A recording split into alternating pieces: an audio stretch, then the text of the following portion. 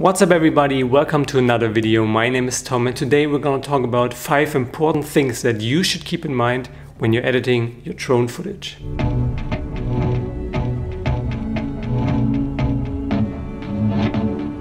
So with drones getting more and more affordable, especially over the last year, I saw a lot of people on YouTube putting up their first drone videos. And when I watched these videos, I saw a lot of them making the same mistakes that I did in the past. So I thought maybe I can give you guys a few tips on what you should keep in mind when you start editing your first drone videos.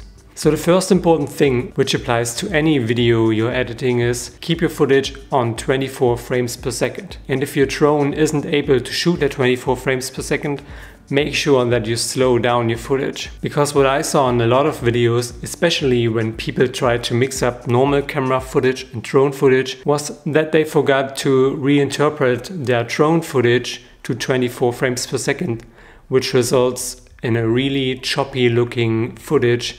And that is so ugly and unprofessional. So make sure you always keep your footage on 24 frames per second.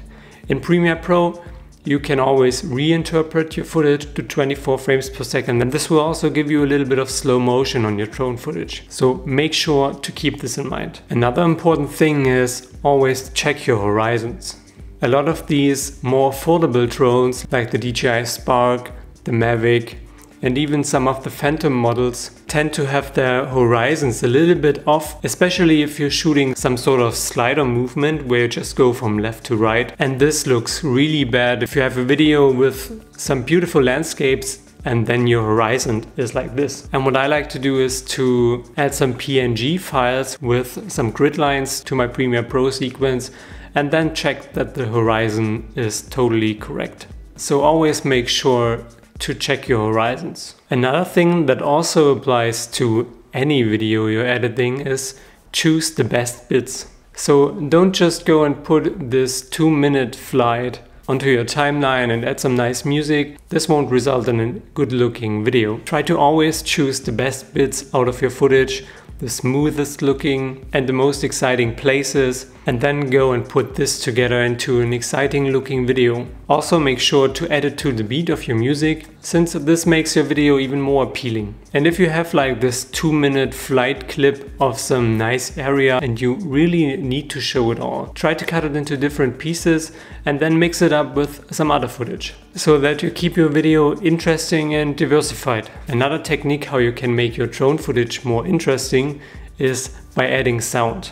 Because in my opinion, one of the main problems of drone videos is that you normally don't have any ambient sounds from the shooting. So try to go through your clips and write down what kind of ambient sound you could use on the clips, and then either record some of the ambient sounds yourself or go to a website like Freesound where you can download file recordings for free. And if you search a little bit, you can find some really good quality sounds on there. I use the site for like all my projects. So make sure to spice up your drone footage with a little bit of ambient sounds to get the viewer even more drawn into the video.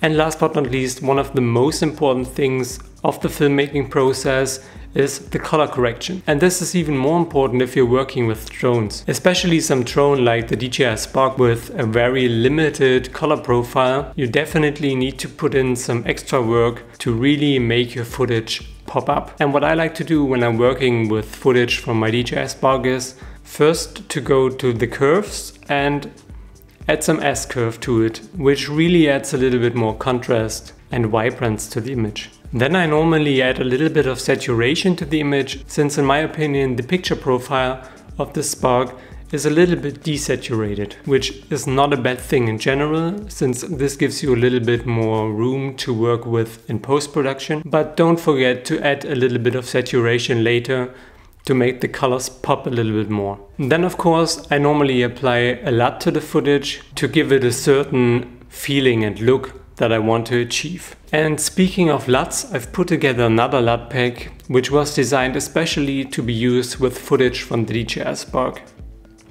The pack includes 3 LUTs with 3 very different looks, and I highly recommend you checking them out. They are now for sale up on my selfie store. And after you did some basic color correction and you see that your image seems a little bit overexposed or the highlights are a little bit too hard, I often turn down the highlights on my Spark footage to make it look a little bit more natural, since I didn't get a polarizer for my DJI Spark yet, and without that you can see a lot of reflections on leaves and wall and stuff like that, and this makes the image look a little bit unprofessional, so turning down the highlights definitely helps on that. So these are some guidelines I try to follow when I'm editing my drone footage, and I hope they can also help you guys a little bit. So if you found this video helpful, don't forget to like the video, subscribe to the channel, check out my selfie store with the latest drone LUT pack and a lot more stuff to come.